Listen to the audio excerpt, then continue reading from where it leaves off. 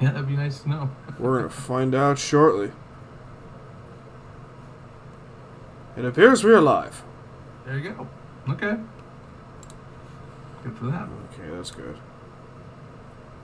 Full screen. Oh, boy. Okay.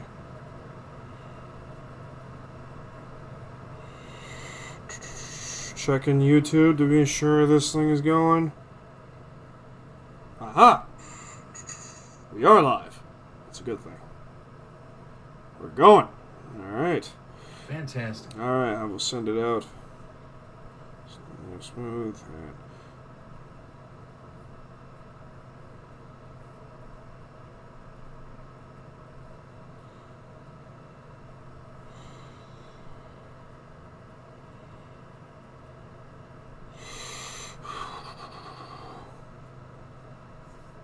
And join the stream.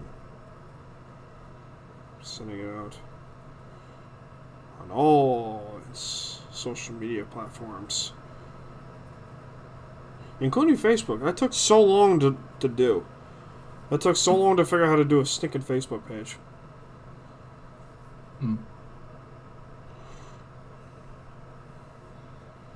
Yeah, it's not bad to add a page. No, it definitely isn't. Definitely isn't. Absolutely is not a bad idea to do. Just gotta wait to get some more people on before we start this. Sounds good to me. Yeah. You alright, man? Tired? Yeah, I mean, I just woke up from a nap, so I'm not. Ugh, it'll be that way I mean, sometimes. that's if I'm coming off low energy, don't worry. I'm building it back up. Also, a little sunburnt still. So Yeah, you look a little sunburned. yeah, I got some of the peach. I thought the spray stuff I'm learning is just not as effective. I probably should not even be using it, but Nope. it's whatever my buddies brought. So Well, there you go. that's what I used.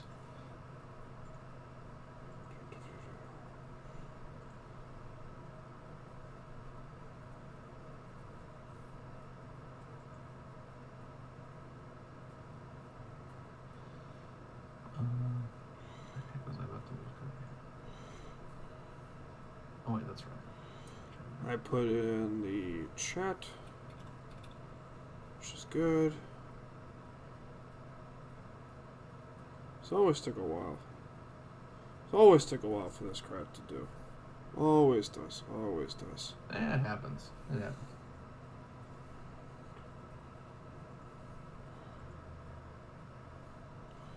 Always does. Yeah. That man's not talked any NFL or anything, honestly. Need to. Oh, training camp. Training camp is going on. It's coming up. Can't wait. Can't wait. That's exciting. It is exciting. I cannot wait. Alright.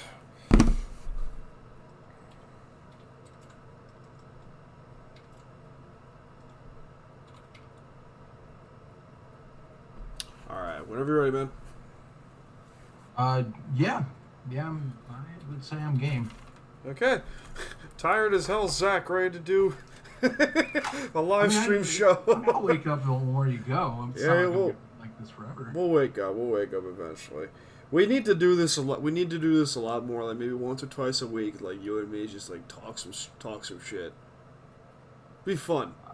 Yeah, I mean we'll see. Been getting busier. Added more stuff podcasting with You and me both, man. stuff on the side. So You and me both. If we'll talk about it though. Absolutely, man. Absolutely. All right. Here we go. 3, 2, and then 1.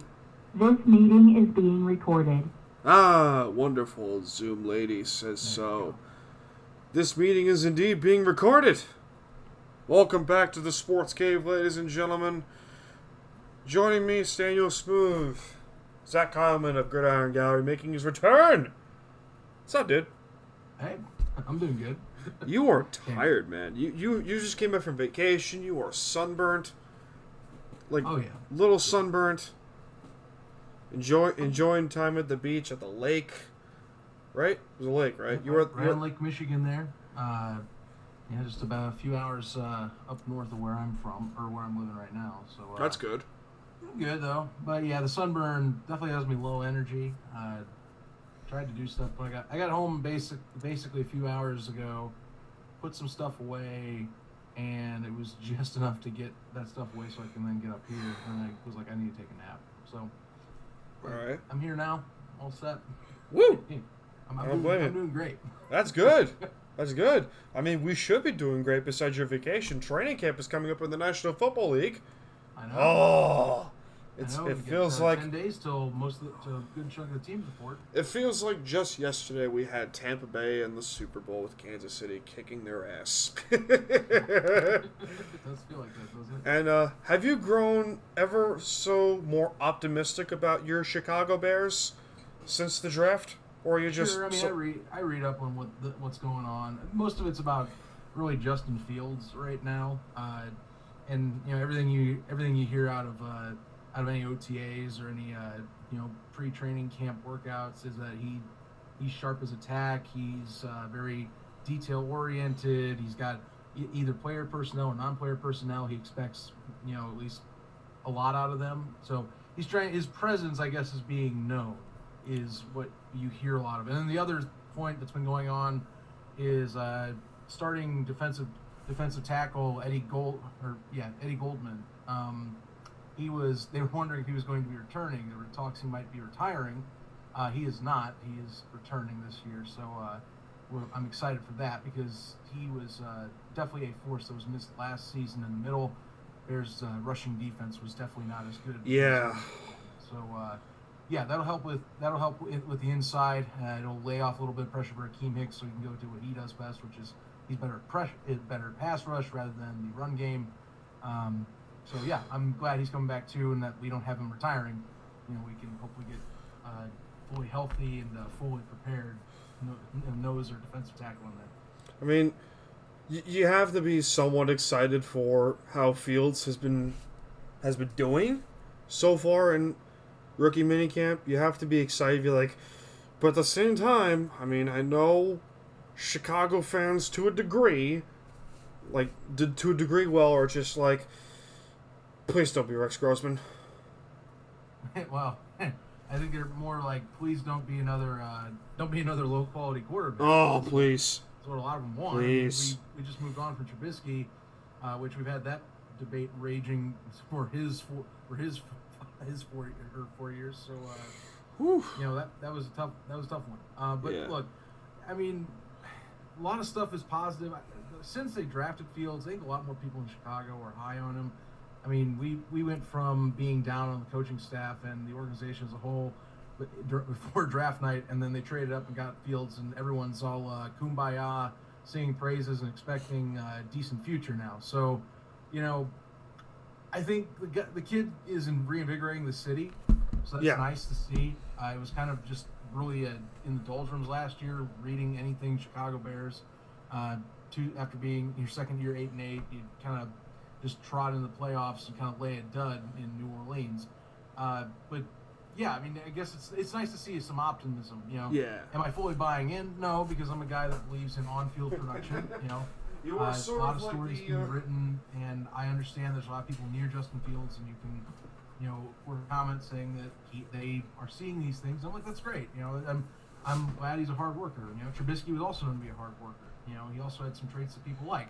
It does seem like Fields reads the field better from what we're being told. But now I just want to see him play. That's kind of the thing I hold back. I'm like, I can't fully buy into the players because you only write so much. I need to see them on a field of play in an NFL setting. So preseason, I guess, is the first step. Like, let's just get there, and then we can start talking a bit more on maybe some points. You're like, show me. Well, that's the thing. I'm a very much a show, not tell type of person. Yeah. You gotta show me production. I can't listen to off-field stories and go, oh yeah, I'm buying in fully. I'm going to lay my entire stock. No, I need to see what you look like in a setting that's not just pads with shorts or less contact, more preparation type of thing. So yeah, I'm especially as a Bears fan, skeptical about the QB. So I'm definitely more of a you got to give me more. Yeah, I don't blame you on that one. I don't blame you on that one at all. I mean, how much of you is begging Aaron Rodgers doesn't play this year. How much of you is begging that? I would like that. I wouldn't mind if he moved away from the NFC North. We can start talking about maybe someone else goes and gets the NFC North at the top for the crown. If that was the case, I would put Minnesota, unless somehow Jordan Love has had leaps and bounds grown in the time he has sat on the sidelines. Which last I understood, that wasn't too. I haven't heard much confidence on his growth off field. But, No. Again, have to wait till he has to get on the field again to show any of his talent. So, I would like him to, as a Bears fan, and I would like him to go and check out greener pastures elsewhere, so that Of course. Chicago can not have to deal with his tyranny anymore. Oh yeah. And also because I'm a Bears fan, I also say to Packers fans out there that you can finally have an era where there is no success at QB again, because I get really tired that it's been just constant Packers QBs beating up on Chicago. I need a break. Okay. Oh, you Man don't. definitely needs a break. Yes. Yeah. So earlier in the day, Melvin Ingram, formerly of the Chargers, just got picked up by the Steelers. He replaces Bud Dupree, who leaves for the Tennessee Titans. I completely forgot Bud Dupree signed with Tennessee. Yes. I completely forgot about that. And, upgrade? Maybe. It fills the spot that was lost. I think Ingram is a solid pass rusher. I think he's, at least I would say you might get on par with what Dupree's production was. It's funny because Bud Dupree, as much as he's been really good for Pittsburgh, there's worries that he might have been an overvalued free agent for Tennessee. Not saying that he is right now, but might have gotten his fair share now, and might be a letdown. But Melvin Ingram for a year deal. I like the deal just for I love it. It's a 1-year prove-it deal. Yeah. So, I think that you're going to see a Melvin Ingram that's going to come here and go, all right, let's turn up the juice a little bit. I didn't think pass rusher was their biggest need, though, in Pittsburgh. Their defense was already really good. It was. But their offensive line lost 4 starters. Gone. Just completely gone. And I also don't buy the hype that, Cleveland's going to win the division right out of the gate. As much as, you got Mike here in the chat, our favorite Sooner, saying that, Baker Mayfield could potentially win MVP. Oh, win NFL MVP, huh? Yeah, win NFL MVP. I'm like, yeah. He's got a shot. Yeah, he does have a shot. He's got a shot. He year over year, for the most part, I think you've seen either growth, or at least you've seen Cleveland try and adapt to what he works best with. Yeah. Which the last year's version of the Cleveland Browns is what worked best for him. They are the definition of a balanced offense where, run opens up the pass. So, yeah. Obviously Kareem Hunt and Nick Chubb both were excellent at 1-2 punch. Both can catch the ball. They're versatile weapons that add to a receiving core that didn't have Odell Beckham Jr. for the majority of its year, but still was able to get a lot of production out of it. And I think that Mayfield, is now comfortable under Kevin Stefanski's offense that he brought in. He excelled last year in that offense, I believe. I want to see how he is with Odell on the field. There's some people talking like Odell was the problem. I don't think that's the case, but I think for OBJ, you're trying to just get in this offense and make it work. Try and improve upon what was last year. Just maybe at least at least 1 or 2 plays go your way, and you're in the AFC Championship game. So for Mayfield, I guess the sky's the limit. I think this is another year where you're going to see people go, all right, last year was good, but for some reason there's always this lingering doubt with him. You're going to see people go, prove it again. Yeah. Do it again, buddy. I have doubts too about Odell. You notice that offense couldn't do dickety squat in the passing game when Odell was healthy, and coincidentally he tears his knee up. Their offense is infinitely better in the passing game. So, something tells me a trade could be coming.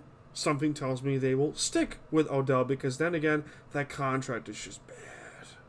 Yeah, I want to see if his attitude. Well, I mean, I don't know if his attitude's really been Nope. a problem. But, I mean, I would like to see what if he kind of reads the room and goes, okay, this is less about production, more about like the unit as a whole. So, Jarvis Landry was of course the leading force after Beckham went down, but they still were able to distribute the ball really well, and I think that was just, you take a talent like Odell away where you can't have a quarterback lean on somebody, and then you have to be forced to kind of like pick and choose, find them the best available target.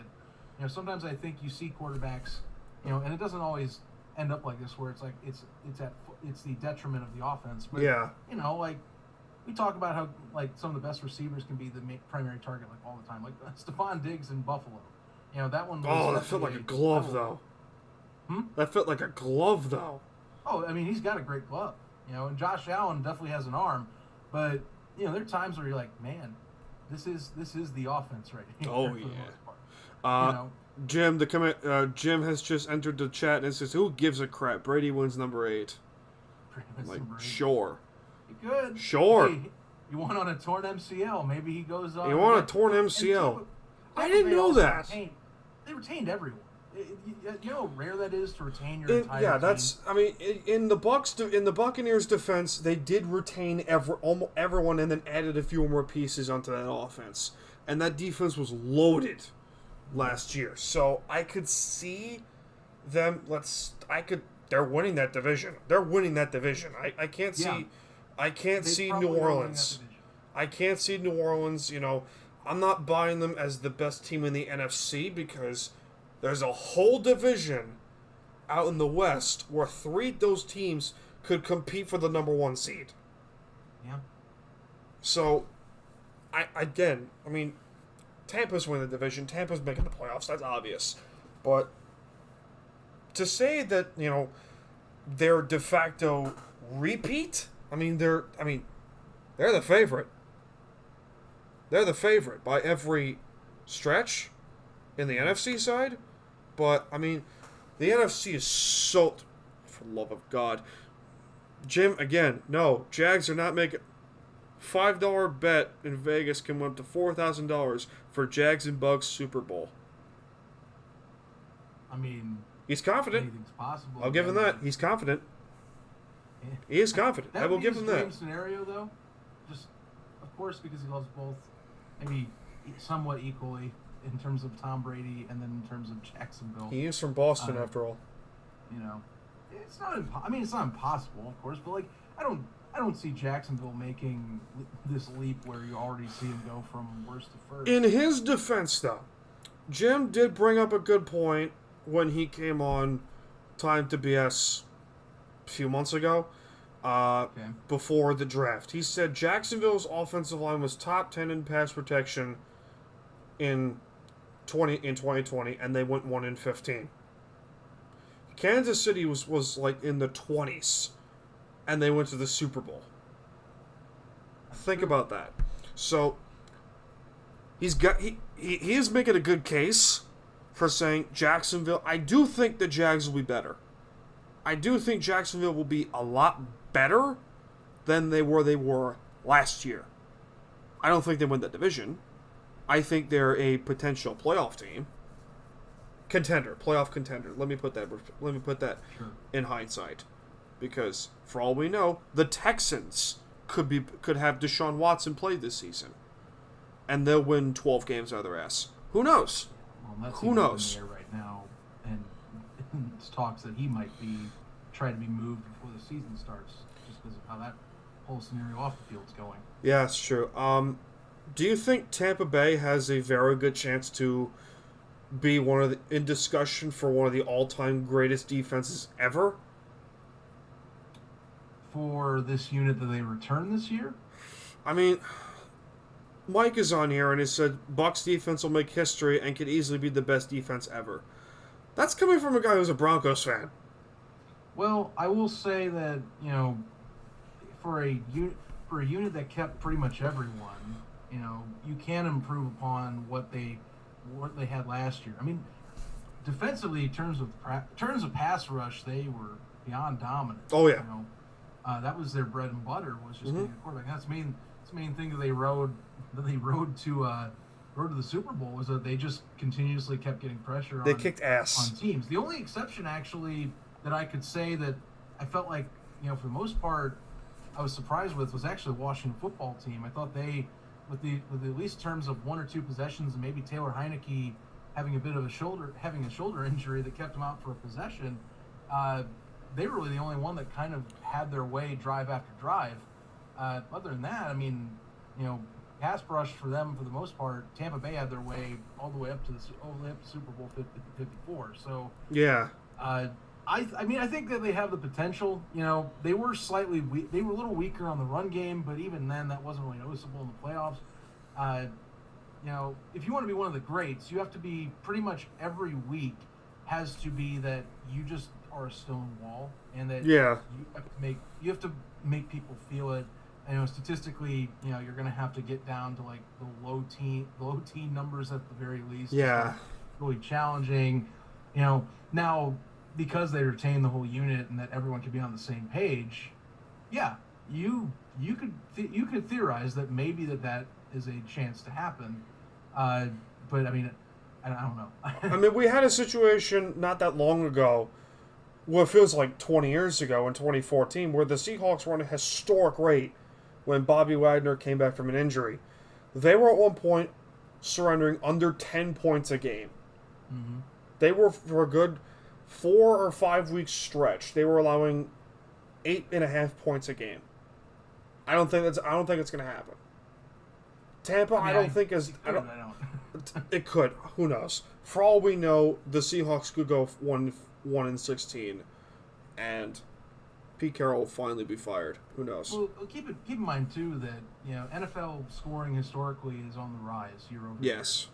It's the last 5 seasons, I think it's been historically some of the highest in NFL history. So to be legendary in terms of like statistics and such, it's getting harder and harder as the years go by. Offenses are getting more and more of the leeway in terms of whether it's penalties, whether it's the offenses are getting more creative, and which is absolutely stupid. Faster, it's developing. Yeah. You can talk about college concepts finally starting to move over to the NFL. I mean, talk about like Cliff Kingsbury bringing air raid elements over here. Yeah. Air raid's just consistently going down the field and scoring as fast as you can through the pass for the most part. Yeah, I mean, it gets hard to do that too, because offenses in the NFL, what it wants higher scoring, because casual fans, I think, also like scoring better. Defensive matchups, to the casual fan, I say, at least to people I talk to, it can be more boring to them. Hardcore guys, I love defensive matchups. Oh, yeah. But to those that are like, I love football because my friends think it's cool or something like that, scoring is kind of the thing.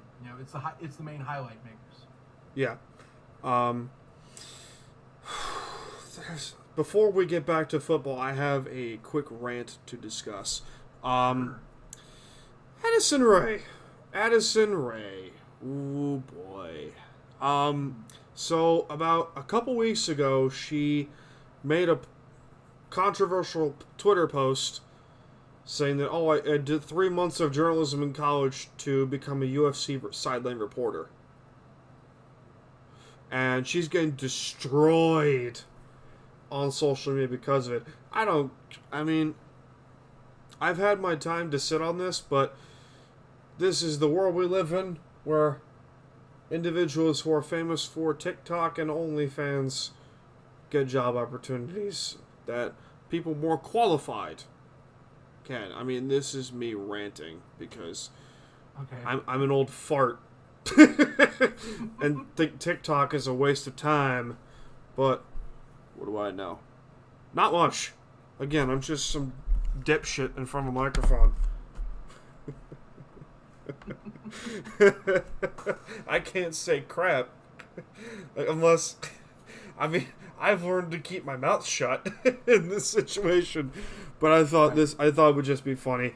Oh, by the way, sure. I don't know. I mean, I don't know much beyond for the situation, but the way you're talking about it, I mean, I look at it as like, say, how color commentators in the NFL, how they're kind of chosen.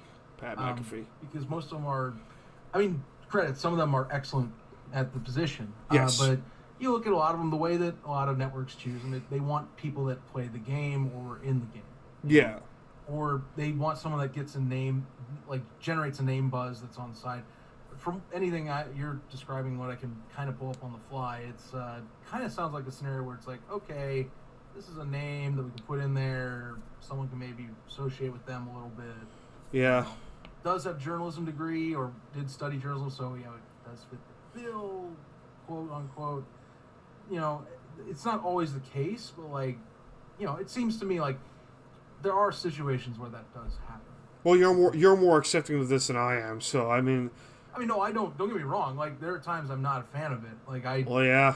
I'm not. I'm just not. And I would have, like myself, not to sound like it's like woe is me. I would have loved to have done something like that. But sometimes life doesn't work that way, and you kind of have to figure it out differently. But, very curious to see what you think of the NFC West now.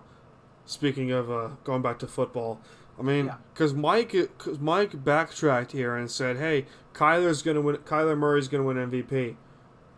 I flipped it. He flipped it. No, that was my fault. That was on me. I read the chat wrong. I said okay. Baker make a case, but Kyler Murray is gonna win MVP. But conveniently, both Oklahoma Sooners. Well, yeah, that is convenient, isn't it? Listen, That's kind of convenient. he's confident in his boys, okay? Of course he is. Mike will tell me that for a fact. Hey, it's Oklahoma bias, so I can't blame him on that one. But Of course he's okay. the NFC, I mean, that whole division's going to be a dogfight. San Francisco got better. The Rams, I say meh. I mean, you say meh, I say yes. I mean, you saw Matthew Stafford firsthand. So, you clearly know what he's capable of. I look at the defense and say, okay, sure, you got two best players at their position. Duh, one of them is a 3-time Defensive Player of the Year. I look at the outside and say, okay, John Johnson, gone. Troy Hill, gone.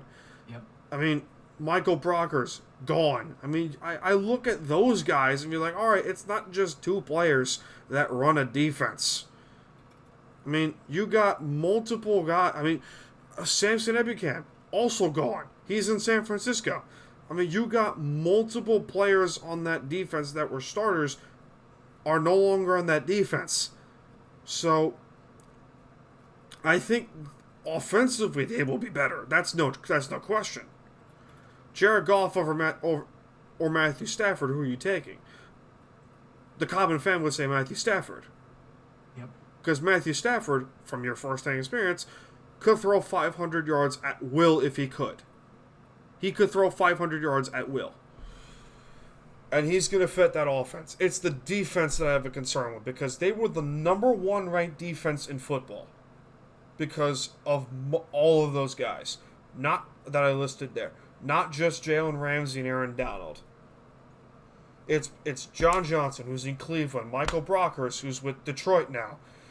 Samson Ebukam, who's with San Francisco. Troy Hill, again with the Browns. You got multiple guys that are no longer there, and trying to fill that hole is first-hand experience. We had one of the greatest defenses in the history of the NFL. You just saw how fast that deteriorates over time. Yeah. So, again, I think they'll be good. I think they'll be contenders for the 1 seed in the NFC. But to immediately put them out as, NFC... I gotta get some light in here. There we go. To immediately put them out there as NFC West champions right out of the gate is insane to me. I mean, I'm curious to see what your thoughts are on this. I mean, yeah, Troy Hill and obviously John Johnson are quite the losses in the secondary. I'm not slouching on those guys departing. Funny enough, both to Cleveland, but yeah, I like the Rams mainly for the fact of what Matthew Stafford has under his arsenal. Yes. And you know what? Something he has that I think it has not been often the case for him. I would argue this is the best offensive line that he has ever had in his career in the NFL. And it's still not a great line. I mean, it still is better than. I mean, for the sake of what he's got, he's probably loving it right now. Yeah, I don't blame on that one. I mean, like I said, it's definitely better than what he's had. I would say for the most part, it's better than what he's had in Detroit for his career. Weapons-wise, it's you could make an argument that it's the most diverse weapons in his career. I'm sorry, I'm like grinning back and forth, looking at the chat because Jim just said MVP of the NFL will be Josh Allen. Josh Allen. Please hold. I like Josh Allen. If you're hearing me, I wouldn't. I don't think that that's out of the realm of possibility. He takes another step. You know, already last year he was flirting with MVP status. Last year he was a dark horse candidate for part of the year. So have a whole season like that.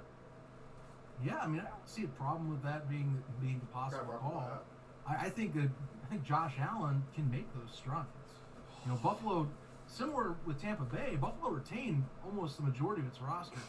Yeah, nice Allen jersey there. The Church of Josh Allen has a new member in Jim. He's arrived, my friend. He has arrived. Yeah, the church can definitely get some more into its coffers this year, because Allen, you know, trajectory for him in the NFL has been up and up and up. You know. Oh yeah. He didn't have a sophomore slump. He took more strides year over year. I think that he's seeing progress because the system that Sean McDermott's put in place and what they're building with him. They're aggressive. It's very good. It's very aggressive too. I don't see why you could not make an argument that for a guy that was a dark horse candidate last year, that he should be considered as a potential front runner. He was second in MVP. He was second in MVP votes last year, on a team that was loaded to like disbenefit Josh Allen. But I mean, he did make tremendous strides. They had the toughest schedule in the league last year and went 13-3 and got to the AFC Championship game. So their schedule is going to be a little bit easier, to my knowledge, but I mean, I can't see how I don't see how there isn't a reason why you can look at this team and say, all right, Super Bowl contender, let's go. I mean, when was the last time we looked at Buffalo and said Super Bowl contender? Probably. Besides last year. Well, last year at the end you could have thought that, but I mean, besides then, it's the 90s. Back to the late 90s. Yeah. Back to the early 90s, yeah. I mean, I feel for Buffalo because as an Islander fan, here we go, throwing hockey in there. I mean, I have felt nothing but shame and disappointment and heartbreak my whole life until the last 3 years. I can finally say, Buffalo, welcome. You have left the factory of sadness. It's been a long road, but you also have to mention, though, that Bill Belichick bought a lot into this year to get out of a 7-9 season. You know, besides drafting Mac Jones, Oh, the Patriots will be fine, too. I mean, fine, but the question is who comes out on top in that division. Buffalo. That's easy. I mean, Miami. You think it's easy? Yes. You know what else is in there? I mean, did you see what Miami was doing last year? Yeah, but look, again, to bring up my point of the Rams, I mean, most of the guys on that defense are gone, and we got glimpses of what Tua is. Is that Tua Tagovailoa with the Dolphins? Is that going to be Tua? I don't know. I mean, I said it once, I'm going to say it again. We're just two guys in front of a microphone recording a podcast. We don't know shit. But more me. Yeah, I mean, we don't you know more than I do, but let's be clear with that. Okay, even me still, it's me going off what I noticed. Like, yes. They did go 10-6 with this. They did go 10-6 with an inferior roster. Yes, that is very true. Jim, I love you already. Lions over the Rams. Love you already, man. I think he's just throwing hot takes at this point. He's just doing this just to get me to see what I can say. Lions over the Rams. Okay, Jim. I understand. I understand your opinion. I mean, it's not like I don't like Dan Campbell for the energy he brings. fans. Bro, I they would got- love I to. mean, it's a rebuild. I would run through a brick wall for Dan Campbell. I loved his press conference right out of the gate. We're gonna bite people's kneecaps and we're gonna fight people. I'm like, yes, I love this man already. That one won't die anytime soon.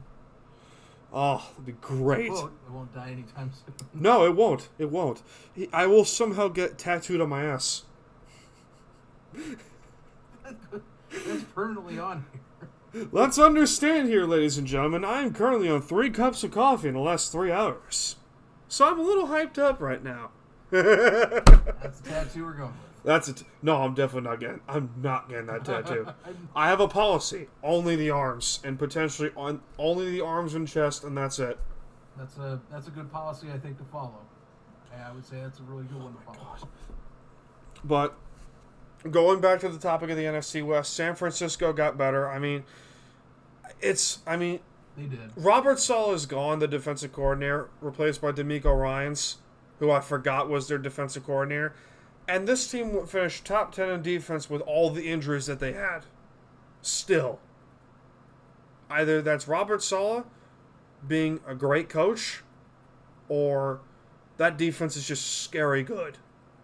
Well, I mean, I think a lot of the testament could also go to Kyle Shanahan as well. Yes. Just the organization's been different since he's come in. Yes. It fights hard, no matter, like, even in the losing years for Kyle Shanahan's tenure. Yes. It's always been, they've had teams they fielded where it almost feels like they're never counted out. They're scrappy. They fight for their coaching staff.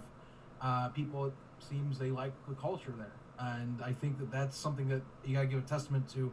You know, whether it's Saleh, whether it's Shanahan out there. They've done a really good job making it to where we fight for every down. We give it our all. It doesn't matter the talent level we have, but if we can be healthy, Yeah. then overall we can be the most well-rounded team in the NFL if we stay healthy. And I mean, you look at last year and you look at 2019 or 2018 prior to their Super Bowl run. It's just been health concerns. They continue really they have a roster that is still well built. Like last year was the same issues. They had key players like George Kittle and again Jimmy Garoppolo once more, that just could not stay on the field, even defensively. Like Nick Bosa, for crying out loud. These guys just could not stay on the field. Nope. You have to. Their roster is one of the best built in the NFL. Oh yeah. They have to stay on the field to show that. Yeah. So, I mean, this year it's the same thing. You're gearing up. I'm high on San Francisco. I think if they're healthy, you see them maybe not win the division, but I think they're at least the 5th seed or 6th seed wild card to me. And Seattle obviously will have their say. I mean, let's be honest. They found a way to get Russell Wilson calmed down and can try again this year with him. They won 12 games with no fans in the stands. In particular, and they won 7 home games with no fans in Seattle. Yeah. How is this? And the defense got better. The defense got better. So They made some moves. They made some moves to benefit the defense, but I don't think they'll be as bad as they were last. They were historically bad on defense for a good part of last season. They were. So I mean, Russ cooking. You can only do that so much, and once people start catching on, it was kind of got ugly at the end. It was fun while it lasted. Oh yeah. We're gonna shift to something a little bit more your territory. Okay. Jim says, "What's your opinion on the Arena Football League?" Thanks, Jim. Really appreciate you guiding the conversation like that. He's been on today. I know he has, but let's let it. I'm going to even ask clarification. I mean, I'm not going to ask him to do a text right now because I'll have to wait for the delay. But maybe he'll clarify. He's probably meaning the National Arena League because he's saying arena football or indoor. Yeah, he said arena football. That's so what he said. Go with National Arena League because that's what we've been talking about on our other show, Inside the Walls podcast. The arena scene for that league has been fun this year. It's been, I would say, explosive. Shortened season with 10 weeks, but I just love the game. It's really kind of under-respected in the football community. It's one of those that I think deserves a lot more love. Yeah. It's fast-paced, high-scoring. Guys get knocked over walls in the stands, and people go nuts because of it. you know, I mean, I love arena football. Because I remember the arena football. I remember the arena games back in the old Arena Football League. Because when I think of the Arena Football League, I think of Kurt Warner and Doug Flutie. I think of those guys. And people... Doug Flutie, wasn't he in the Arena League? No, he wasn't. In the arena. I'm thinking of Kurt Warner. Kurt Warner's definitely Kurt Warner's in a Arena League Hall of Famer. He's probably the greatest out of all of them. But well, Jim will definitely tell you other. Now, Kurt definitely had a solid career in arena. If I had to go with Jim's top one, and he'll probably comment this just as I'm saying it. Yeah, yes. Aaron Garcia, I think, has Aaron Garcia, Cedric Bonner. You could say are some of the greats. Funny enough, if you're talking receivers, Antonio Brown's father, touchdown Eddie Brown, that could be argued as one of the best receivers to ever play the game as well. But like quarterback wise, Aaron Garcia holds a lot of records in the AFL. Yeah. Okay. Even one of the guys, one of the higher up talents, actually plays in the NAL. Who was in the AFL? His name's Tommy Brady. He is one of the better ones to have played in the league itself. And actually, he's playing in the NAL right now, and he's also lighting it up at the moment too. So really good, really good. And he won the last Arena Bowl 2 years ago, the final AFL season. I mean, we had an Arena Football League team here on the island, here in New York, the Dragons. They played in Nassau Coliseum for a little while, and then they folded, to my knowledge. Yeah, they folded. They actually had a decent franchise there. Their issue was they folded because of bankruptcy. Because the AFL went into Chapter 11 bankruptcy back in 2008, and when they reemerged out of that bankruptcy, some key teams never came back. One of those was the New York Dragons. Okay, that makes a ton of sense. Fucking Dave. Sorry, one of my friends. Oh boy. One of my friends, Dave, is in the chat. Okay. I had to delete his message because it was not appropriate for this chat. That is for certain. Good call. YouTube overload. Yes. Don't want us talking about Dave, we're on YouTube, you shithead. As you drop that, that's nice. Well, I can do that. I know. I know. His comment was way worse than what I said, so... Thank God I deleted it. Thank God for that. Are you I mean, I don't know how much you've been following the AFC East. I mean, we were talking about the AFC East a little bit, saying who comes out of the division. The Jets. I'm not saying the Jets win that division. Dear God, no. But like I'm saying, I want improvement. They have improved so much. They have improved so much. I've been hearing a lot about Rondell Moore so far this season. Apparently, he's been kind of a lot of the guys that are Jets guys on my Twitter feed. They're saying he's been a really sneaky pick, and he's been awesome. That he is beyond better than what his value was in the draft. Give me a second. So I'm looking forward to seeing how he does. I mean, Corey Davis was supposed to be the highlight receiver, but it's been Rondell Moore out of the gate. It's Elijah Moore. It's been Elijah Moore. Rondell Moore's with the Cardinals. You're welcome. Wait. Mike, this jersey's for you. Give me a second. No, that's. I guess that is right. Yeah, you're right. Rondell Moore's with the Cardinals. He got drafted at Purdue. You're thinking of Elijah Moore, who was out of Ole Miss. Yeah, I'm thinking of the Ole Miss receiver. Mike, I hope you're still in this chat, man. This jersey's for you, man. This jersey's for your boy. Can you take a wild guess at which jersey it is? Right. I was thinking of Elijah Moore, but I've been hearing a lot about Elijah Moore. And he did go, and still, even then, Elijah Moore was supposed to be a first rounder that went second round. So obviously he's been turning some heads. I mean, that's a lot of. He's been getting a lot of good press so far. As part-time Jet fan. Oh boy. I am excited. I am excited because this team was just bad. This team was just bad last year. And I mean, Dave, somehow get well in the chat. I mean, oh, man. Because I am confident. Because, I mean, they did the front office of the Jets did something I never thought that they would do. Jets still finish fourth. No, they won't. I mean, probably, but I don't know, but that's Patriot fan. He is. They did the first thing that they did with Zach Wilson, protect him, protected and benefit him, give him weapons. Yeah. And they gave him weapons, and they gave him an offensive line.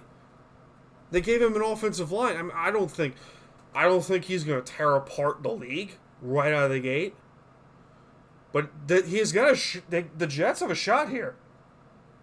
How do you not look at the Jets roster from top to bottom and say, they've actually improved here? I mean, there's some good signs. You just want to see first year what Robert Saleh brings. Yes. So, they talk about how he's already been a culture changer and how it sounds like it's a lot different than Adam Gase. I don't think the bar was exactly that high for Adam Gase anyway. It never was. It just got lower though as the years went on.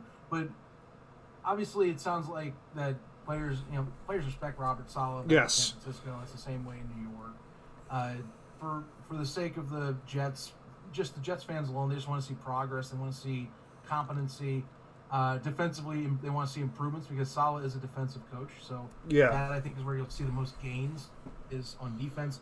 Offensively, it's Zach Wilson's first season, so as a rookie QB, you want to hope that the protection improves, and that he is able to develop without having to scramble for his life 24/7. Yeah. Well, I'm going to read you the starting offense for the Jets, starting with the offensive line. Mekhi Becton, who's probably going to be an All-Pro. Had a really good year last year. Yeah. Actually. Elijah Vera Tucker from press. So he was really good. Elijah Vera Tucker, who was their other first-round pick, left guard. So you're hoping a lot from. Connor McGovern, who's not a terrible center. Greg Van Roden from the Panthers, or you could throw in Alex Lewis in there. Morgan Moses, who people forget about. Morgan Moses was a solid right tackle for the... I'm getting a phone call in the middle of a chat. I'm getting a phone call in the middle of a stream. Is this important? No, it's not. Morgan Moses, he's been a solid right tackle for Washington for a very long time. I mean, that's not a bad line. No. It's not. No, I mean, Vera Tucker's obviously the wild... I mean, any draft pick to start out, you kind of have as a wild card. Although he was kind of going from higher first round to like late first round anyway. Yeah. So he's kind of one of those you expect to be instant plug and possibly better production out of the gate. And with Becton anchoring on the left side like he did last year, and again under the radar was when he was playing really, really good. I mean, yeah, there's improvements you expect. Yes. You just don't want Zach Wilson getting hit as much as Sam Darnold was tenure. Now Darnold still forced some things, but a lot of stuff he did get pressured often. Yeah. Was not staying up much in his time in New York, whether it was Adam Gase or not, or Todd Bowles. That's true. Not at time. I mean, Zach Wilson is a smaller target than Darnold. Very much more mobile than Darnold. Very much more mobile than Darnold. There are a lot of things to... I mean, there are a lot of things that you look at the Jets and say, okay, if they don't be competitive in their division for this season and for the next 3 years in general, I mean, I'd be pleasantly surprised because they do look promising. Again, I still think Buffalo wins that division. They're just loaded from top to bottom. I think so too, but I really want to see. A lot of the talk is that Cam Newton is apparently taking another step in Josh McDaniels' offense. So, I mean, I'm not buying stock that Cam Newton's gonna take over the AFC East, but that's gonna be some say. It's the Patriots. Drop all that cheddar to upgrade the way you did, and the Patriots also had the most opt-outs last year of any team in the NFL. Yes. They had, I think, 24 off the top of my head. Yes. Most of that was on the defensive side of the ball. So you bring back a lot of pieces that were part of a top 10 defensive unit that Bill Belichick prides himself on.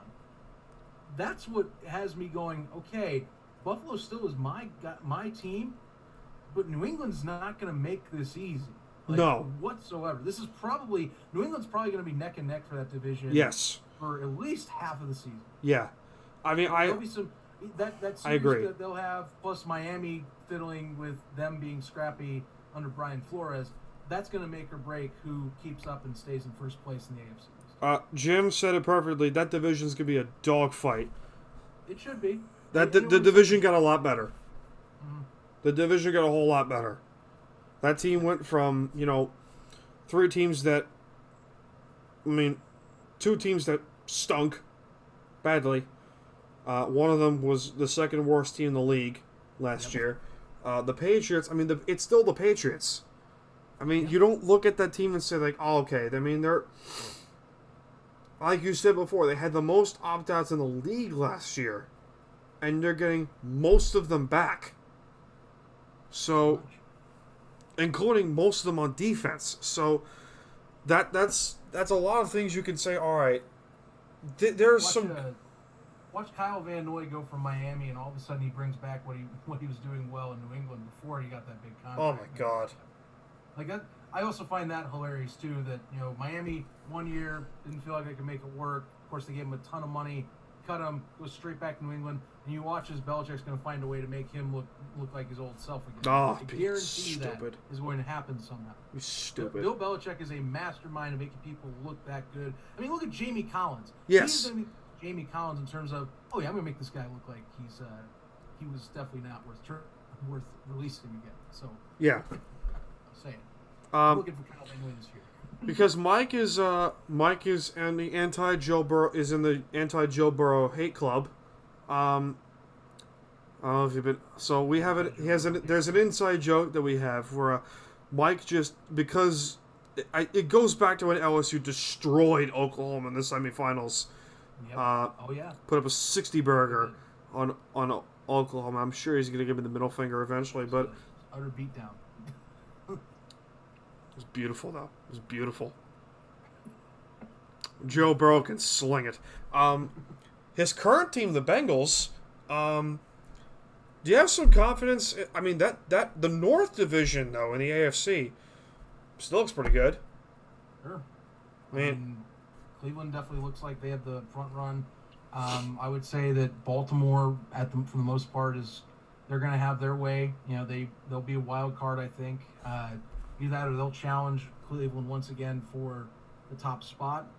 A lot of question marks for Pittsburgh right now. Yeah. We've been hearing, you've been hearing or reading that Ben Roethlisberger's trying to adjust his diet, become leaner apparently, so that he can help his production and be more mobile. However, still some questions with that line. And definitely you're going to hopefully see with Najee Harris there an improved run game. Because that was a big thing too. They could not – I thought Pittsburgh's main weakness last year was they could not get a run game established like they used to with James Conner back there. And I think Harris is a great weapon for size and just pass. Like, to me, Najee Harris reminds me of Derrick Henry, but he can actually catch the ball. Yeah. At a consistent level. It's credit they're both Alabama running backs, but – Harris is a better pass catcher than Derrick Henry has. He is. He is. He's a much better receiver than Derrick Henry. Mm-hmm. I did not like the Bengals' first-round pick, though. I mean, that was controversial either way. Were you going to go with the anchoring the line because Burrow got his knee destroyed, and probably won't even be playing the beginning of the season? I think it's more expected early to mid-year.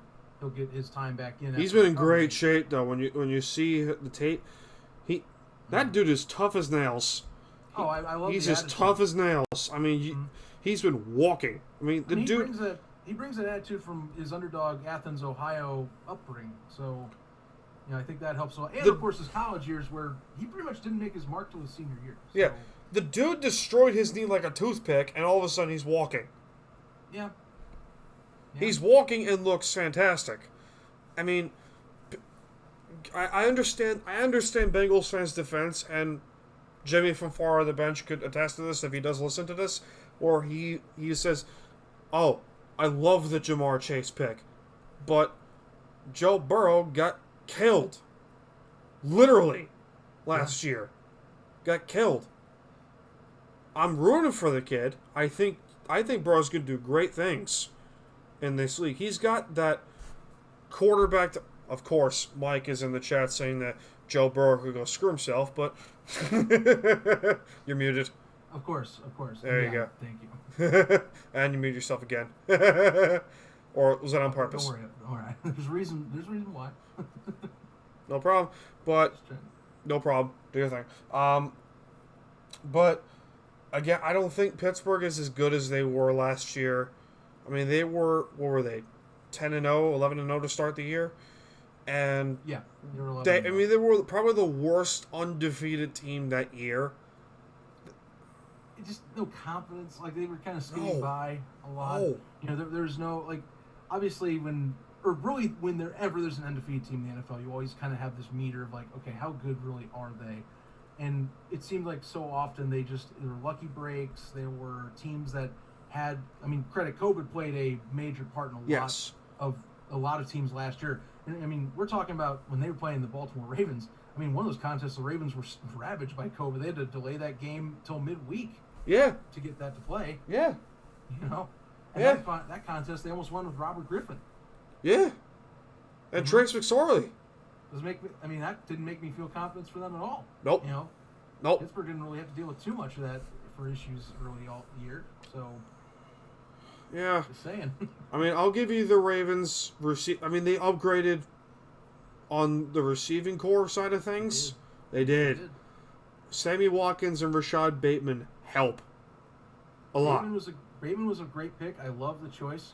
I really like Bateman's size and length when he was at Minnesota. I know that coming into the draft, I guess it was a down year for him, but I still like the prospects that he has going into an NFL offense, and especially since Lamar Jackson. That's something that I know people complain about his passing ability, but I've never thought, this is the first year I'll say, like, okay, Lamar Jackson will make or break my thoughts on him as a passer, because they actually gave him a core that I think is definitely, it's the best one he's had. Yes. You know, I like Marquise Brown, but Brown to me is not a receiver one. He's a receiver two. Mark Andrews as your top target. Yeah, you can target tight ends as your number one option, but I think you need to have a number one receiver. Yeah. Tight ends can only take you so far, even if that is a run-first offense. So Sammy Watkins, who, you know, is inconsistent as hell, though. And seems like he's, inconsistent as hell, though. Right. Well, injuries, he hasn't lived up to his number one status, at least since his first 2 seasons in Buffalo. You know, he's definitely been more of a utilized tool as a extra, you know, an extra piece in the Kansas City offense for a few years. And really, I would say his best highlights were actually from Super Bowl 53. When he actually had 99 yards, was one of the reasons why the Chiefs came back in that game. Other than that, you know, maybe he gets a little more bit of juice here with Baltimore, but, you know, I like the addition there. And then, like I said, Bateman, you know, having Brown, having your tight end, having Mark Andrews still as a force. This is definitely a year that, you know, I think we can make an honest opinion on Lamar Jackson as a passer in the NFL. Well, I do think that they will be, you know, better than where they were. I mean, I've said this already like 6 times. They'll be better than where they were last year. Cleveland, to me, still takes the cake. That team just looks menacing. The Browns, they look menacing. It does. On paper, it's definitely should be the best team in the AFC North, and it should arguably on paper be one of the top in the AFC in the conference itself. So, you know, I get that. You know, on paper, always you can make assumptions, but as we know in the NFL, on paper it doesn't always lead to championships. Like Tennessee. Yeah, Tennessee. I mean, hey, Tennessee's still super front-loaded on offense, and they still didn't do enough to address defensive issues. They're going to be outrunning people. It's not going to be stonewalling anyone on defense. It's going to be the same as last year. They're inconsistent. Whoever sprints the fastest wins. They're inconsistent as hell. Because I don't trust Tennessee for one reason. Ryan Tannehill is their quarterback. Oh, come on. Come on, you know I'm right. He's proven enough to where you don't even have to make He's not worth $33 million a year. Come on. That's the reason you have doubts? Yes. Oh my god. And the defense. The defense is the main doubt. That's true. Not Ryan Tannehill. More the defense than Tannehill. Man, I was a little harsh. Yes, I was a little harsh on the Titans. I was a little harsh in Tennessee. My mistake. To the 4 Titan fans that... Look, you can have your opinion. I'm just telling you, like, for the 2 past seasons that he has either started or has a full-time gig, I mean, last year I thought he lived up to the contract. Fine. Well, given that... When Tennessee, the way that they were moving the ball, they're run first, of course, but when they didn't have Derrick Henry fully there, dude was slinging the rock. There were people out there that are putting Tennessee as the best team in the AFC since the Julio Jones trade. And I would tell them, stop it.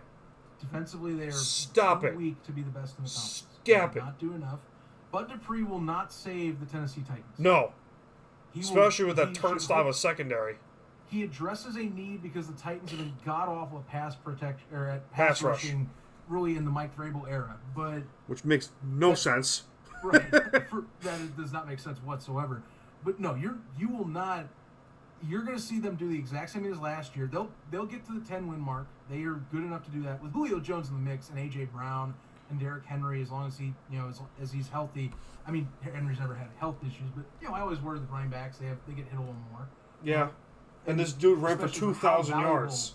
For how valuable Henry is to Tennessee's offensive scheme, that's the deal. Yes. But if all that goes well, yeah, they're a 10-11 win team. They're a 10, 11, 12 win team. Yes. Yeah, they're a 10-11 win team again, and they're challenging once more for the AFC South crown because they are that loaded on one side of the ball where they can just outrun people. But they won't beat well-rounded teams. If you go against Cleveland again, Cleveland will find a way to slow down that offense, and then your defense has to start answering some questions. Don't make you mad?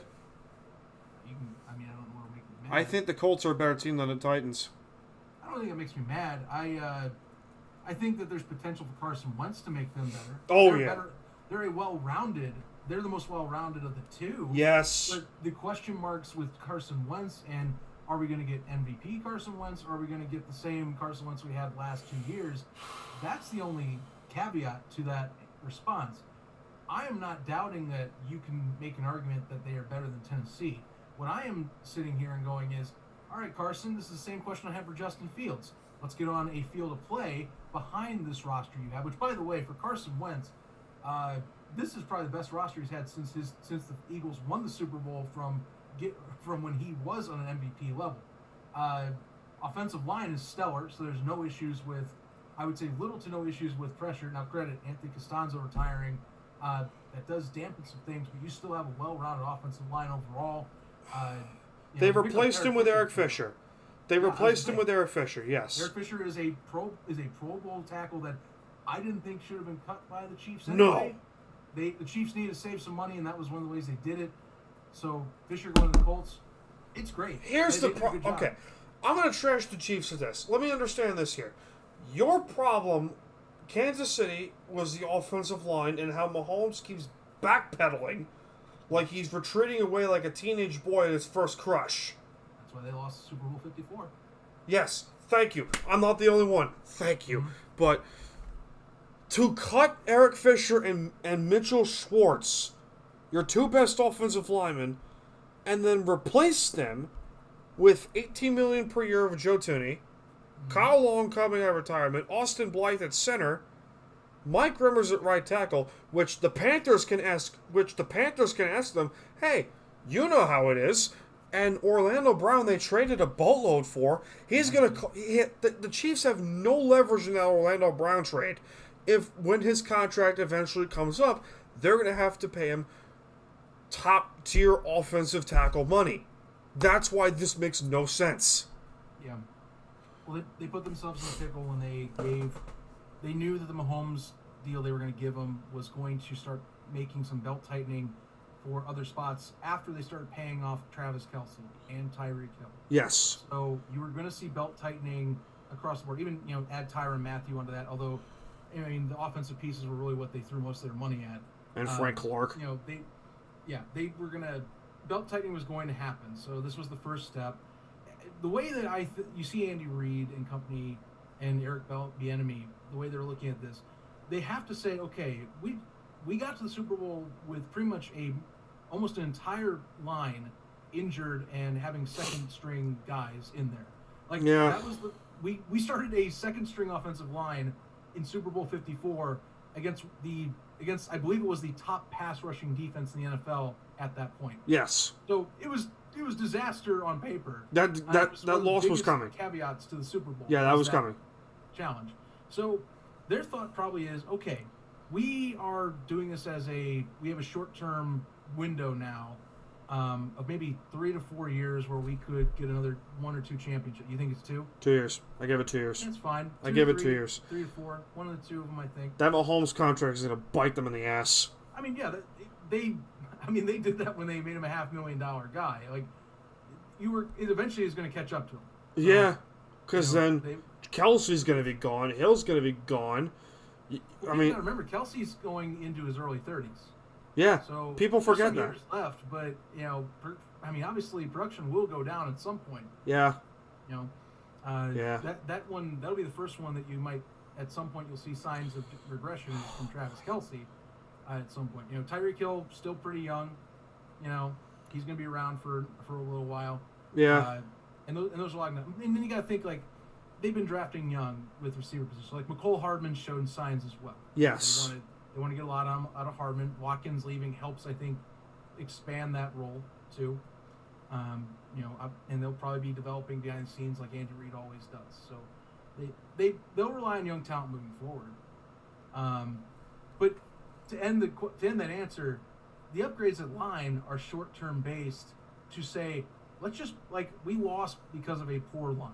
We just need to give a little more time. And then the question is, well, if we give more time, what happens? And that's not to take away Tampa Bay's secondary, which also, by the way, did a great job locking down Kelsey and Hill. Neither of them really could break out for anything during Super Bowl 54. Like, that was another aspect. But give a little more time, and then Mahomes can scramble even more so, which then allows those receivers to get open more, which then leads to madness because Mahomes can do that crap to your team. Here's my problem, though. And we're marginally better. Yeah, that's true. That's true. But, I mean, I looked at that Super Bowl a couple times, and I looked back at Super Bowl 50 with the Panthers and the Broncos, and I said to myself, okay, both of these games and both these teams, the Panthers and Chiefs, are very similar in their offensive identity. They love to go downfield. Okay. Every single passing play. And eventually, it's going to bite them in the ass. I don't think the Chiefs will be terrible by any stretch.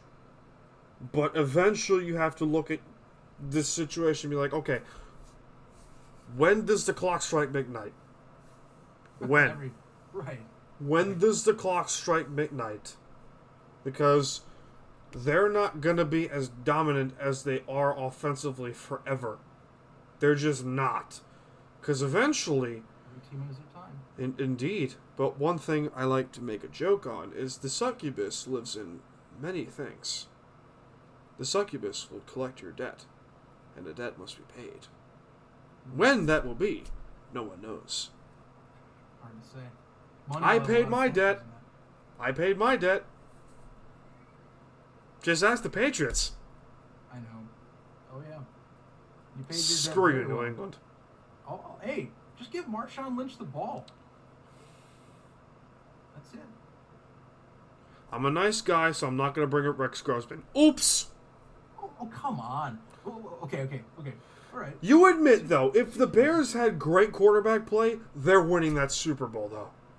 I would say that they gave a better fight. I mean, look, you want me? I'm going to tell you, Rex Grossman wasn't fit for the job. So he played terrible that game. I know. I've watched the highlights many times. I actually stopped watching the game halfway through when I was younger because I was a much angrier fan back then and expected a lot. I mean, credit, I was only, let's think here, 2006. Yeah, I was 12, 11. Okay. But, like, still, I've watched the highlights since. I know what went wrong. Rex Grossman was hot or cold every week. You didn't know what you were going to get in 06. That was how the Bears played. They had the top defense in the NFL, and they could stop no matter what happened on the offensive side with the sporadic nature of that offense with Rex Grossman behind center. Yes. That was the play. Defensively, they were going to lock you down week in and week out. They give you up one drive every game, which would usually be the first drive. But after that, no more. Yep. They would use lockdown defense. So, Yep. I get that. And, All right. yeah, looking at 06, a better QB, yeah, maybe they have a chance. I still think that at that time, Manning, it was almost manifest destiny that he was eventually going to get the monkey off his back and win one. At that point, the questions were all about, well, when's he going to get past Tom Brady? When's he going to get to the Super Bowl? That AFC Championship game, game, in the playoffs. Oh. And he finally did. And Chicago, obviously, was number one defense versus, I believe, at that time, was number one offense in the NFL. And defense didn't come to play, and offensively, Chicago choked it away from, obviously, turnovers. So, yeah, looking back, maybe a better QB would have helped that scenario, but I still think the Colts were, I think, destined to win in 06. It's kind of happened that way. Mike is a quick question. Actually, two of them. Who's the first coach that gets fired, and does Andy Reid look like the Kool-Aid Man? Andy Reid does. He's like He does a little bit. I can kind of see it. He kind of, with the big red T-shirt he wears for the Chiefs, he doesn't look like the Kool-Aid Man. So Mike has something he might be going with there. Mike is first coach fired though. It's always tough. Yeah. Up until the draft, I was gonna. Well, I wouldn't be Nagy, but he'd be one of the first few that I think was on the hot seat if it wasn't for Fields. Dallas. Everyone's so high on Justin Fields now, and the organization wants to hold on to them in case that they aren't going to let go. I got one for you. Dallas. Dallas. Mike McCarthy. Well, yeah, McCarthy's been a lame duck so far. He really has come off as a lame duck head coach. But I don't know. Jerry Jones, as long as you're loyal to Jerry, I mean, you saw Jason Garrett kept his job for years. That's a fair point. I find it hard that they... Now, credit, you can argue that Jason Garrett, because he was a backup to Troy Aikman, yeah, maybe he got some leeway. But I think Jerry, as long as you got a guy that's loyal to Jerry, like Mike seems like he is, I don't think they're going to let him go yet. And also the injuries... Last year, you can argue that injuries derailed the entire thing. I mean, Dak Prescott was on a tear. Yeah. He was on a tear. He was a menace in the NFL at the position. He was leading passing for 2 weeks after he got knocked out for the season. Yeah. That's how good he was at one point. Yeah.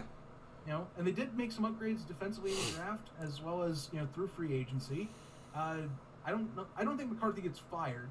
I wouldn't say that he's the first to go. Man, off the top of my head though, if I'm thinking coaches that might not see the light of day. I know Mike Zimmer has been kind of thrown around because of just all the talent they have in Minnesota, and considering they have not lived up to the expectations with Kirk Cousins behind center. I think one is to wonder if he has another lame year like he did last year. If you start moving on and maybe look for someone to retool. I mean, Zimmer's been around for a while. Zimmer's been around for a long time. Yeah. Put those factors together. If you don't get a winning season again, you might start thinking of some options off season, possibly to find a new look at the roster itself. Yeah. Starting with a new coach, maybe even a new GM. What about Denver? Well, maybe Vic Fangio. It's been 2 seasons for him. He was brought in as a defensive coach. Drew Lock hasn't panned out yet, so. And it's not like the Denver didn't make any swings at quarterback either. There were talks they were going to move up in the draft. They've got Teddy Bridgewater, but Bridgewater doesn't exactly scream that it's that after last year in Carolina doesn't exactly scream that he's going to be a challenge to Drew Lock. The only thing that it will challenge Drew Lock for is, who's going to be the healthiest, because Lock doesn't exactly scream that he's going to stay healthy. No. And Teddy Bridgewater, I've loved the story of him recovering, but last year he did have stretches where he got knocked out. Now, could that be because of offensive line production? Maybe. But you still wonder about it. His health history is the thing you bring up. Neither of them screams, oh my God. So yeah, if they finish and don't have at least a winning season, because they're kind of, last year they were kind of in every game but just couldn't finish it at the end. Yeah, maybe Vic is kind of on the chopping block a little bit. What about Cliff Kingsbury? What about him in Arizona? No, they're doing too much good right now. I I mean, maybe if the only way is if you have a disaster scenario where it goes like South so you get real new quick. You get like new. So let's see, it's a 17 game schedule this year. If they go like say, oh Jesus Christ, maybe like say like 6-11 or lower, I think you're gonna start saying like, all right, well if you go 8-9 or lower, you're fired. Maybe. Yes. There is so much talent and potential in Arizona. There's now, so much after talent. last year. Like last year, you can make the argument that because Kyler Murray sustained leg injury late in the year, affected his play, which led to them basically collapsing and falling out of that 7th seed in the playoffs. That's the only reason Chicago got in, is because Arizona couldn't win another game for their life. Yep. They just collapsed. Yep. So, yeah, I mean, I think if you see a collapse like that, but in a certain way, this coming year, if you don't see, say, 10-7 or better, yeah, maybe Cliff does get the axe a bit, but it's kind of hard because of how much they built the air raid there and in trying to establish that system. I don't know how that would fare having to switch to a new system, unless you were like, well, we'll get a new air raid coach, because then air raid is mostly shotgun passing, and it's always the question of how it translates to pro offense. That's a hard system to find, though. I mean, right. It's been coming out in college football. I mean, you and I talked to Stan Bedwell. You and I talked with him. He said, I know. I love talking the air raid, and I like the air raid. I actually love the system of the air raid. Oh yeah, it's great. As he's talked, it confuses offenses for how many options you have to throw the pass. It's not always thought as of a run game system, but passing wise, it's hard to defend because there's so many options and ways you can cross receivers to where you can find an open man. Yep. I got 2 more for you.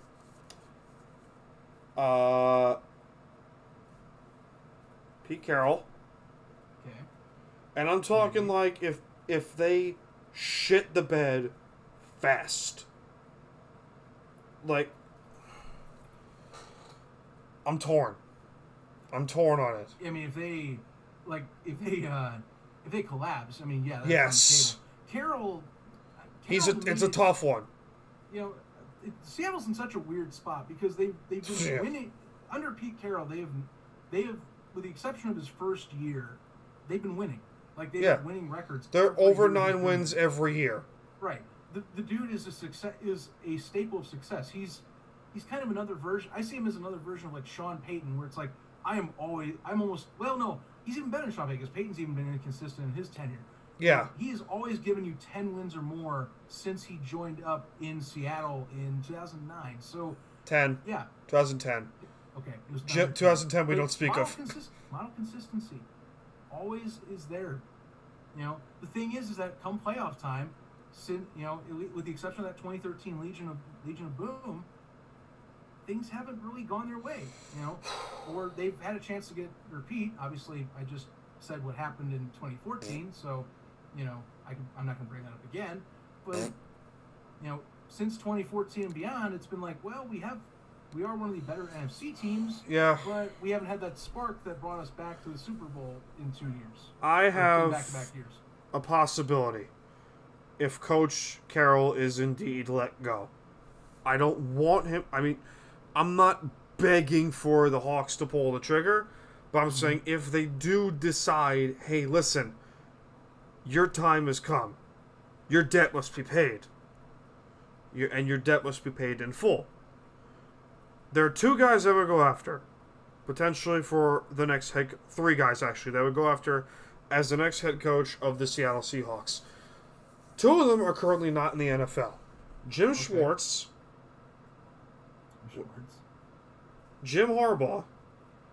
If they can, realistically, they're probably one of the few teams that could pry Harbaugh out of Michigan.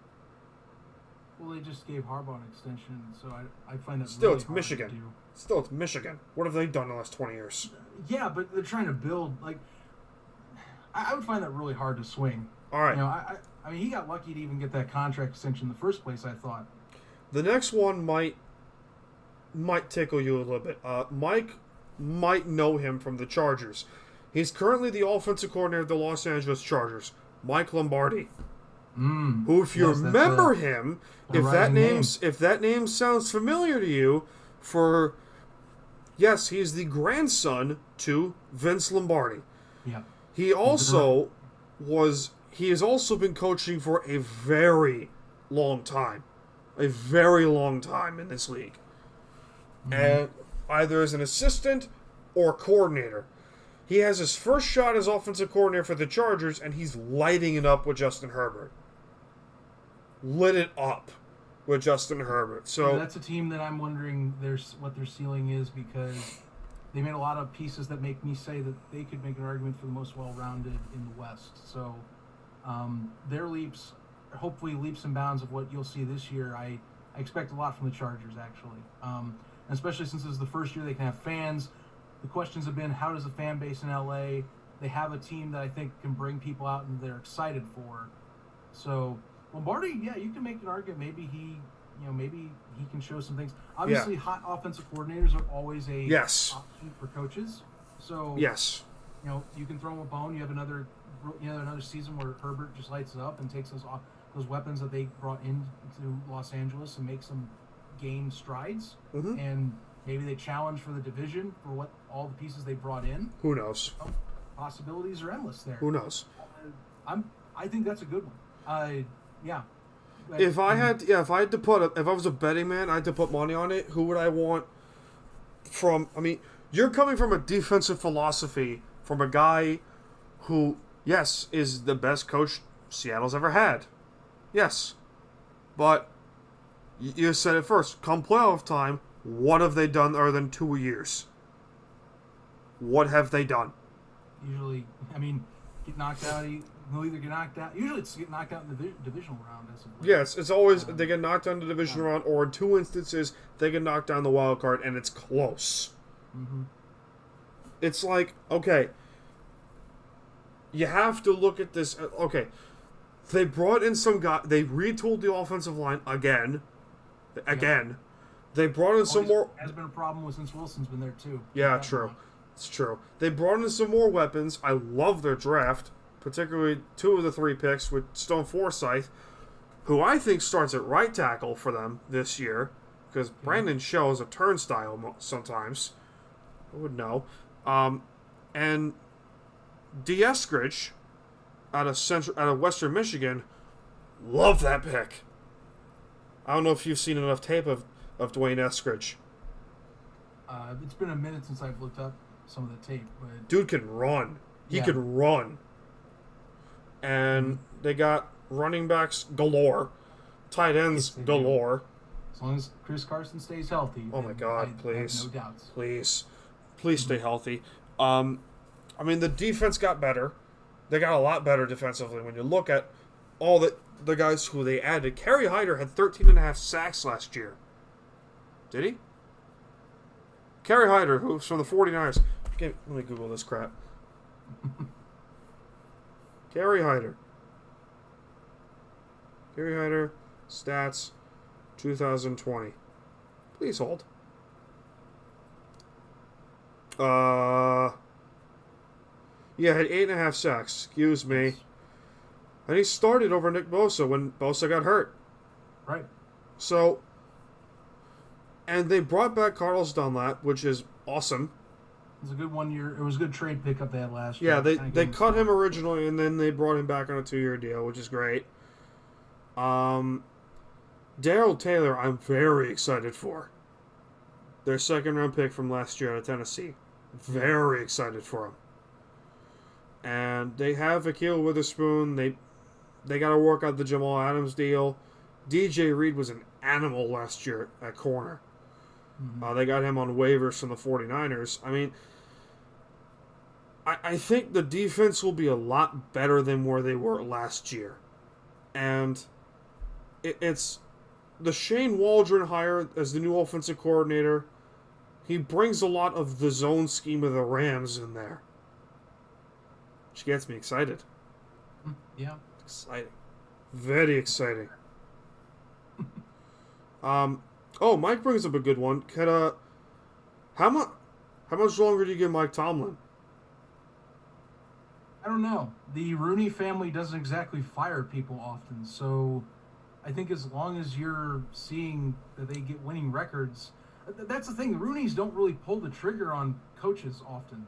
It's the Bill Steelers. Cowher retire, and Tomlin's been there since Cowher retired. So they really are just more. It's similar to like Jerry Jones, I think, where it's like, hey, as long as you're loyal to the Rooneys and you get somewhat of success, we're gonna be fine. Like they don't want to rock the boat as much in that position, but I mean, if Tomlin has like this is a similar thing. Like it has to be like a catastrophic year for Mike Tomlin to get fired. No. You know, if you're competing in the NFC or in the AFC North again, they're not going to move anywhere. No. They're not going to do anything.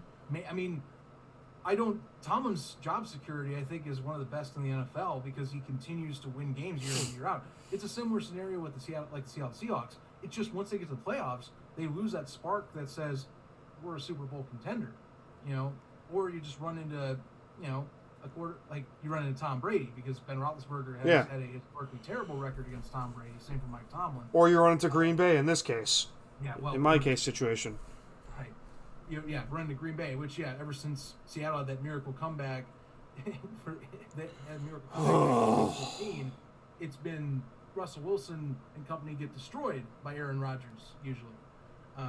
So, it's almost like a price to pay that you did a deal with the devil or something. That's how I see it. I don't think Mike Tomlin gets fired unless you really fall off the rails. Because Pittsburgh, we thought when they did the trade for Mika Fitzpatrick that they were kind of throwing the chips in and that defense was going to regress.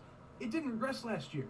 It actually is their best unit, which Pittsburgh prides itself on. Yeah. Offensively, they were doing enough to, win football games.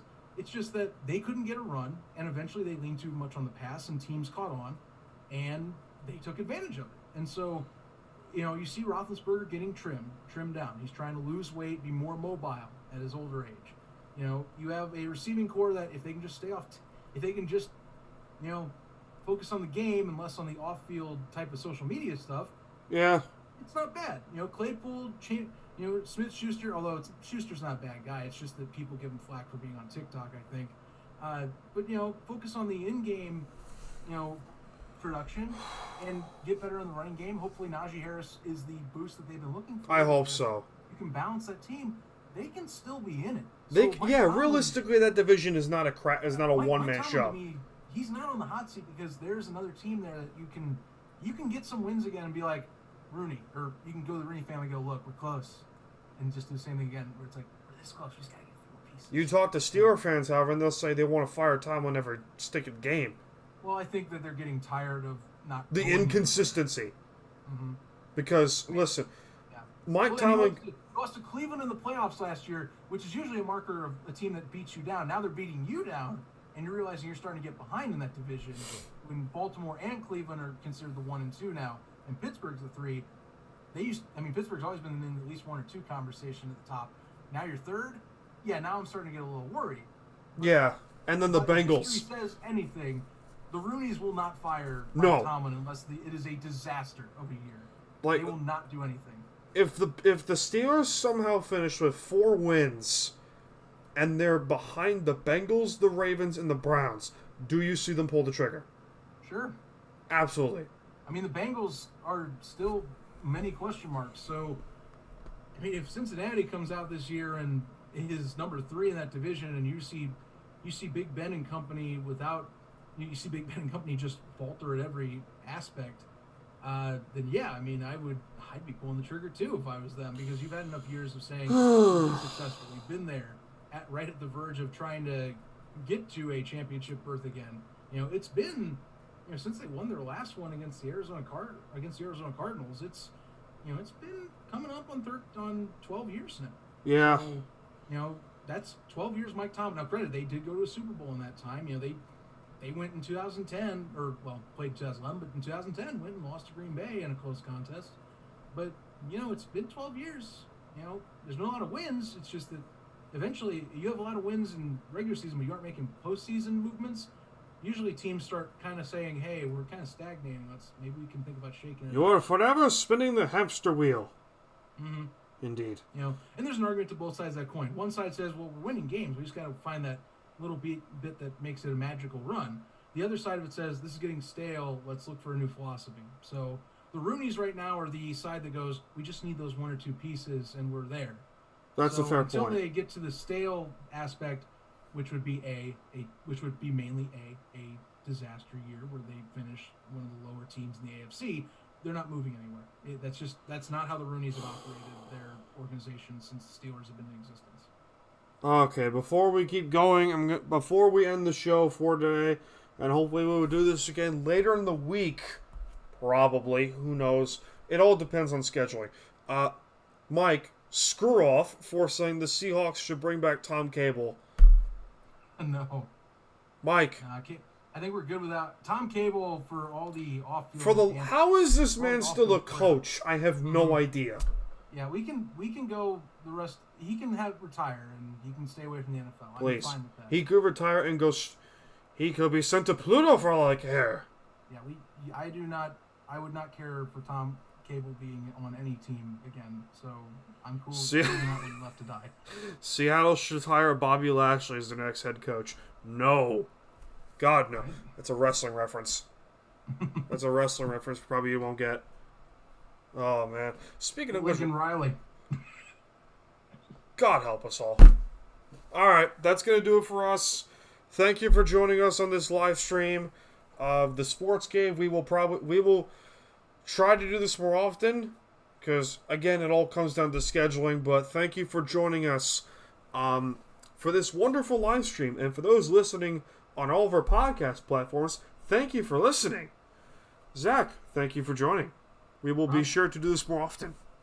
Yeah, I'll hop on another time later on. Hell yeah, my man. All right, for the stream, continue watching. But for the audio format, see you guys in the near future. The recording has stopped. All right, that's gonna be enough for us for today. Oh boy. All right. Ending the stream in a few seconds. All good. Oh boy. Here we go. And done.